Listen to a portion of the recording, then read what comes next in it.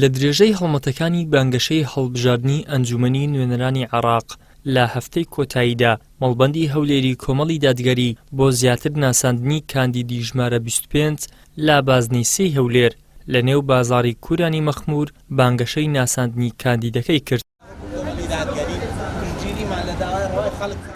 کاندیدەکەی کۆمەڵیش دەڵێت دەنگی هاوڵاتیان دەکەین با وێزگەی ڕوبەڕووبوونەوەی گەندەڵی. پەیامان ئەوەیە بە دەنگدەرانمان ئەڵێین ئێمە پارێزەری دەنگەکانی ئێوە دەبین، متمانەمان پێ بکەن، بە متمانەی ئێوە ئەتوانین هێزێک بین بۆ ڕوبەڕووبوونەوەی ستەم ناحەقی نائەدالەتی.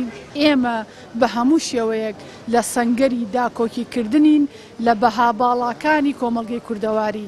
هەر کەسێک ئەیەوێت داکۆکی لە ئاینی پیرۆزی ئیسلام و بەها باڵاکانی کۆمەڵی کوردەواری بکات با دەنگ بدات بە کاندیدانی کۆمەڵی دادگەری کوردستان.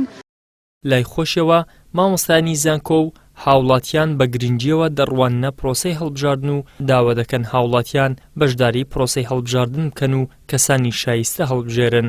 ئەکید بەشداری هاوڵاتیان زۆر گرینگە و من پێم خۆشە هاوڵاتیان بە زمانی حاڵ بە زمانی کردارەچی بە کاربەدەستانی باڵای ئەم وڵاتە بڵێن کە بەڕاستی خەڵک کاتێک کە متمانە و ئەمانەتی بە کەسێک سپارد دوایی لە کردارەکان لیان نەبینی ئەو جارە و ئەمانەتە لەوان دەستێنەوە بە کەسانێکی کە دەستپێرن کە شایستەی و ئەمانەتە بن. داوام لەم هاوڵاتێکی خۆشەویستی شاری هەولێر و سلێمانیا دەنگ بدەن بە دەنگی عەقڵ و ئەو کاندیدانەی کە دەنێرن بۆ پەرلەمانی عێراق جێ متمانەی خەڵکی بن، جێ متمانە بن کە لە ڕابردویان چۆن بۆ ڕابردویان کوو بووە.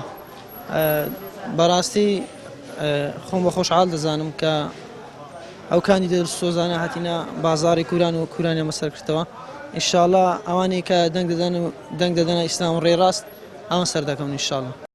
خەڵکانی کۆمەڵی دادگەری کوردستان لە ڕابردوودا لە چەندین وێزگەی حیزبی و حکومی تاقی کراونەتەوە و بەسەرکەوتووی و پاکی لێی دەرچوونە. ئێستاش چاویان لەوەیە دەنگدەران لە وێزگەیەکی دیکەی گرنگدا بیان خەنەبەر تاقیکردنەوەیەکی نوێ. ئیدریس محەممەد، کەناڵی ئاسمانی پەیام، هەولێر.